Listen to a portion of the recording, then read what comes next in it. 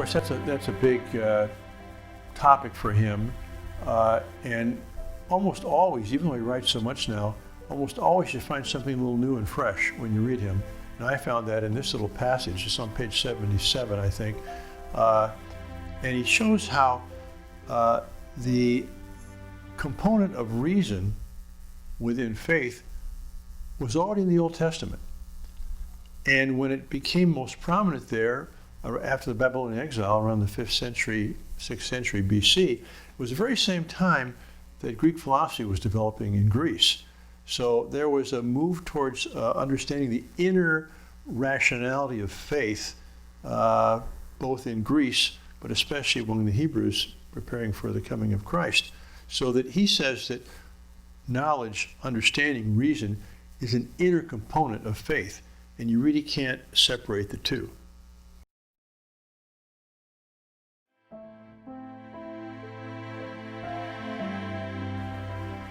He's got a good section on Islam, this whole chapter on ecumenism in Islam, and it's around page 97, 98, something like that, where he covers this.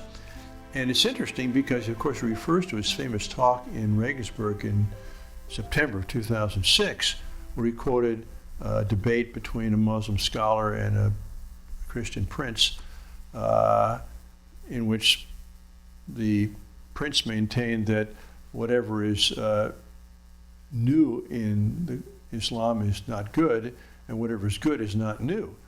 And that, of course, provoked a worldwide controversy and even a couple of deaths, unfortunately. But the Pope says, first of all, he was not as aware as he should have been that his remarks, while he meant them as an academic expression, would be taken politically by the world press.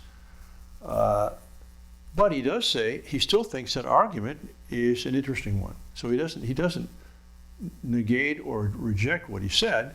He just says that he was misunderstood because he didn't look upon it as an academic discussion. But he goes on to say that he recognizes the reality of Islam, and that we must learn to dialogue with those who are open to dialogue within Islam.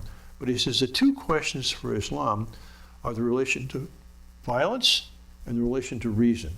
Those are the two key elements that he believes must be brought into the discussion with Islam. He does say that even though there were some real negative effects of his speech in Regensburg, that it also brought about positive effects. He got a letter from 138 Muslim leaders. They had a meeting in Rome to discuss, what cooperation they could have between Christianity and Islam. So he takes in the book a kind of a nuanced view here. He respects Muslims.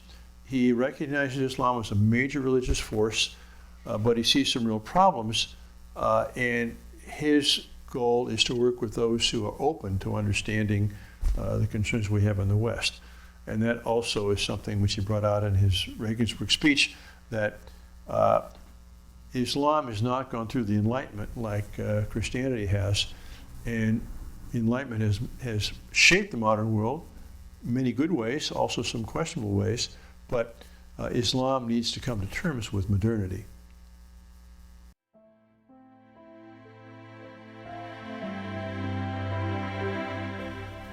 Well, in the book, interestingly, he does not speak too much about the liturgy. He does twice mention the importance of facing east during the sacrificial prayer, which of course I enjoyed seeing there again. What he said on the liturgy is really contained in his book, The Spirit of Liturgy, which is a great classic, another bestseller of Ignatius Press.